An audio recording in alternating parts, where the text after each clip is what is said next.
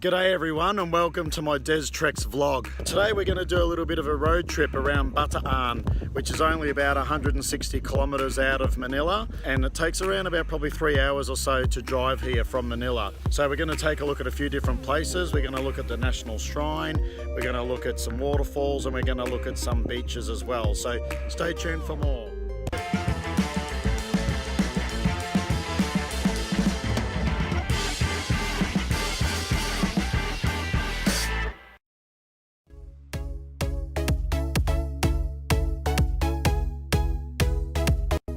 Over there we can see that's Mount Pinatubo.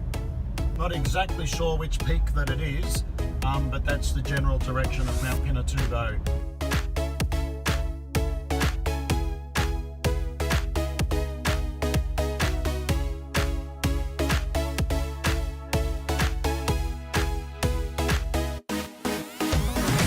First you can see the cross there at the top of the mountain.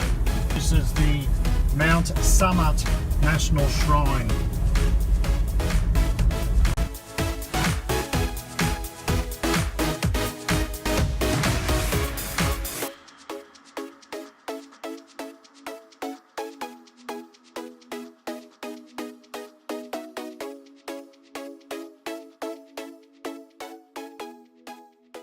Here we are today at the Mount Samat National Shrine. See the inscriptions on the wall. It talks about the history of the Second World War and where Bataan in particular was an integral part of the defence of the Philippines. Pacific actually, so a lot of people lost their lives. So we're going to take a look around now. We'll see just behind us up here there's a cross monument there at the top of the mountain, so we're going to go up there and we'll take a look.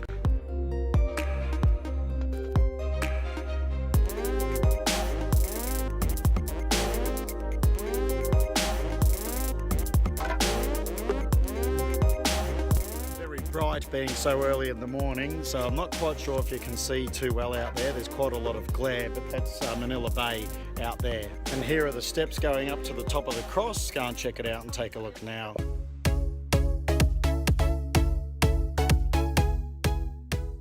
Here we are now at the top. We've made it to the top of the mountain where the cross is, and there is actually an elevator inside.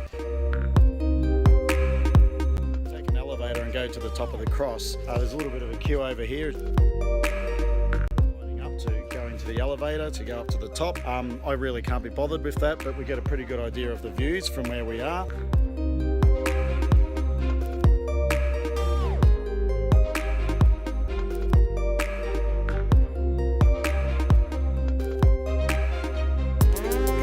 Feeling a little bit lazy, you can actually just drive right to the top here. Here, and here's the cross just here right at the top of the mountain, so you don't need to take the path the whole way up if you don't want to, but it's not all that vigorous, just over 100 steps. It's about a 10-minute walk.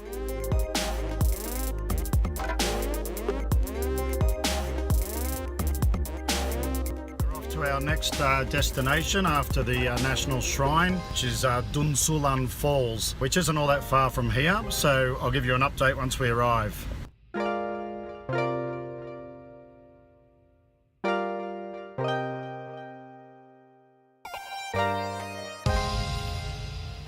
To Dansulan Park, which is about a 10 or 15 minute drive away from Mount Samat National Shrine.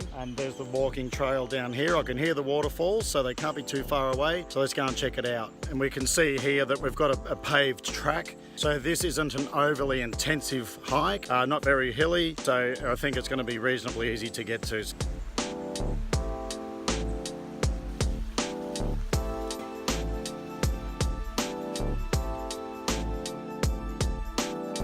So here we are now at Dansulan Falls, here in Bataan. Not really even a hike at all. You can see the waterfall right behind me here, and the walking trail to get here is very, very easy. As we saw a bit earlier, there's a paved path. We've got a few rocks and a few sort of steps here. The registration area, you can probably see the pink roof just through there. There's a few sort of picnic tables and stuff that they've set up here. So you get to sit there and enjoy lunch or breakfast or dinner. See right here the waterfall. Still quite a bit of water in it. It is the dry season, or the beginning of summer, the dry season, so waterfalls sometimes dry up a little bit, but this one still looks like it's got a fair amount of water gushing from it. Nice little discovery.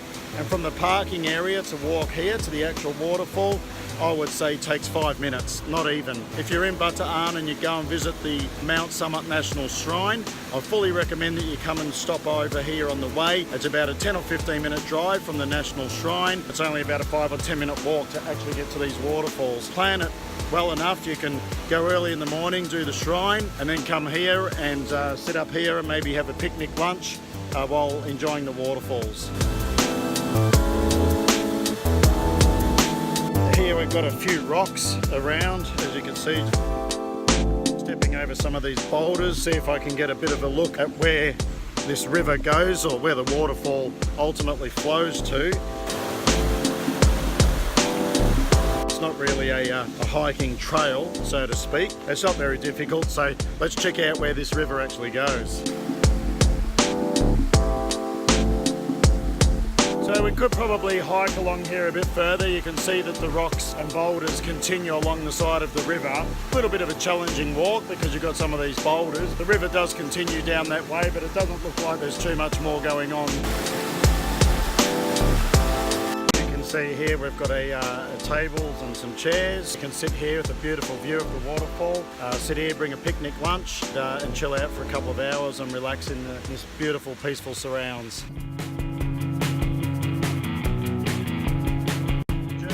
Continues. They're going to a place called Five Finger Cove. Sounds a little bit strange, but I had a look at some photos and I've also had a look on the map, and it literally does have, coming out from the shoreline, 5 distinct, I'm not sure what you'd call them actually, but if you look at a map, I guess they almost look like 5 fingers, so it'll be pretty interesting to see. We'll check it out when we get there. Apparently the beach is quite nice, so be posted.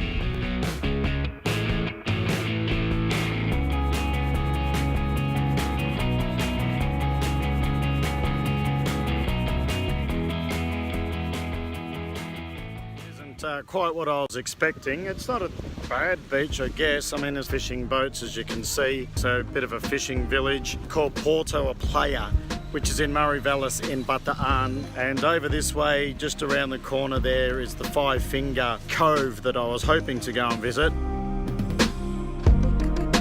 You can only go there by boat from here. I haven't got enough time today, but at least we know in the future if you want to come back and visit Five Finger Cove, you have to go by boat. Anyway, we'll hit the road again and see what else we can find. Another little stop along the way. This is quite unique. Probably one of the biggest open laundries I think I've ever seen.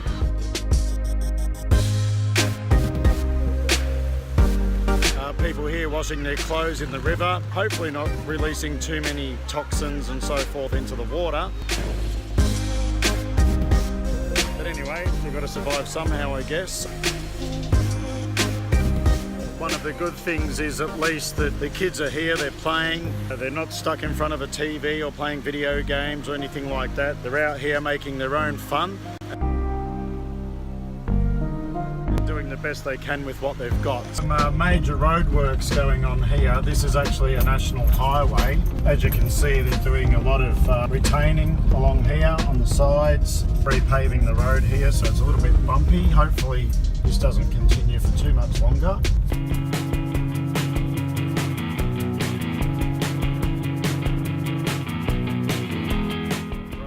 This looks like it might be a bit of a new development going on. There's obviously a lot of construction going on in place. It looks like there's a bit of a site office or something there. This all looks like a pretty new sort of development, so it'll be interesting to see what it looks like in a couple of years.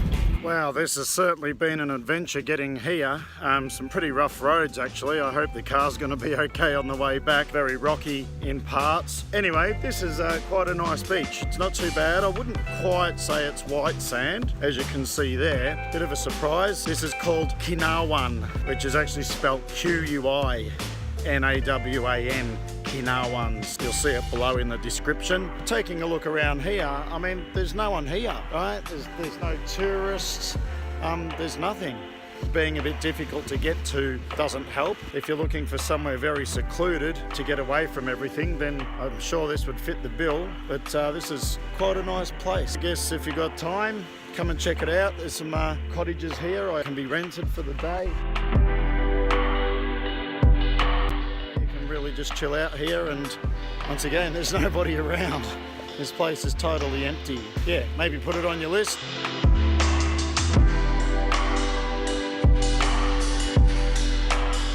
We're in the middle of nowhere, but of course they've still got the karaoke machine here. Cottages that we were looking at just before, you can rent these for the day for 700 pesos, and then it's 50 pesos per person. If you've got a group of, I don't know, however many, half a dozen or so, I guess about 1,000 pesos for the day, and you sit in one of these little cottages just here, and then looking out here is your view. Sit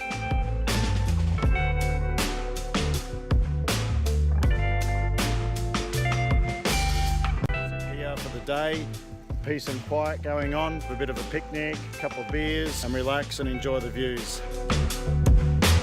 That brings us to the end of our little side tour to Quinawan Beach. So next stop will be Playa de Caleta, which is a little bit further north in Bataan. So time to get back in the car.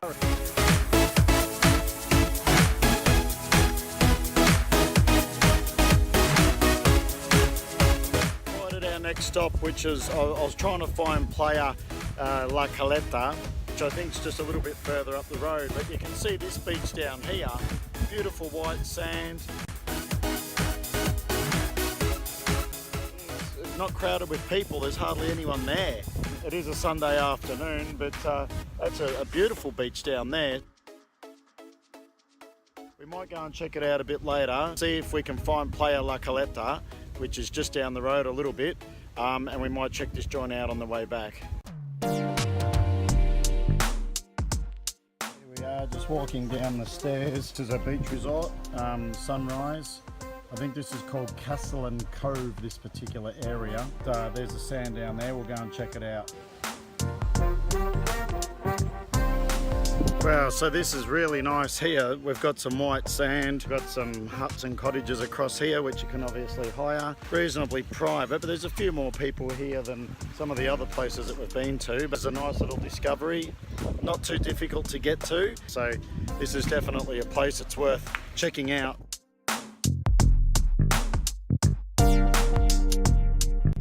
This stretch of beach here, there's a few different resorts. There's about maybe 3 or 4 different resorts along here. Clearwater, Sunrise, and a couple of others. So they're all clustered together. They all pretty much share the same beach. And as you can see, it's a pretty impressive place, pretty impressive beach. Not overly crowded, mostly locals down here. I can't really see any foreigners anywhere. Come down here, spend a bit of time relaxing. You could do this in a day trip as well. If you just came from Manila, probably be, about a 3-hour drive maybe, and you could set yourself up for the day along any of these places along here. You'll see that they all have little huts and cottages that you can hire for the day. There's accommodation here as well, so if you do want to stay overnight, you could come up on a Saturday and go back on a Sunday. Don't need to take any time off work. Some of the beach is a little bit rocky, but up the other end it's very fine, virtually white sand. I can see why this area is starting to catch on a little bit and growing in popularity, but there doesn't seem to be many foreigners here. See here in the background what it's like along here on the beach, and then of course you've got the water views behind us.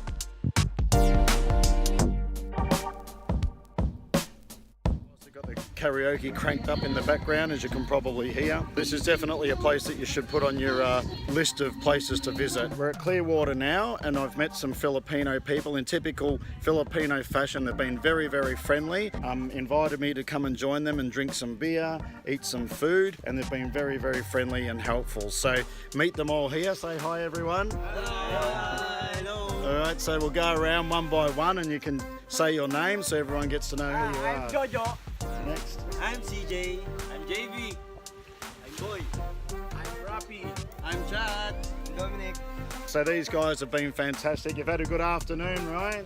Yeah. Doing the typical Filipino thing, sitting beside the beach. Eating mussels. We've got mussels down here. We've got some pork. We've got some fish. And of course we've got beer. Where's the red horse? Hold that up so we can see that. Nothing would be complete without the red horse. So we've been doing tug-eye. It's been a great afternoon. Very friendly people. So back on the road again after spending a little bit of time with those lovely Filipinos that I just met.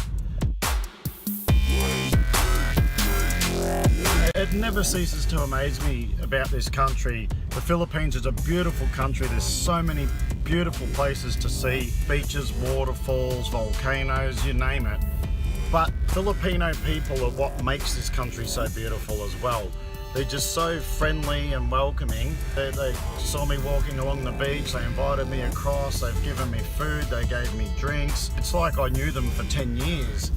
And this happens on a regular basis, so it's a real testament to the friendliness of the Filipinos. They're always happy, they're always smiling, even if everyone's got their problems in life, and Filipinos do it tougher than most countries. But they are always still happy, still friendly, and still smiling. So I think there's something that we can all learn from that type of an attitude. So here we are now at Pamarta Beach Resort, which is in Bataan. Tried to get into Bagac Cove, but you need to be with a member, so you need to be sponsored. But at this place apparently you don't, and it was recommended by the security guy at Bagac Cove. So it looks pretty nice. Let's go in and have a look.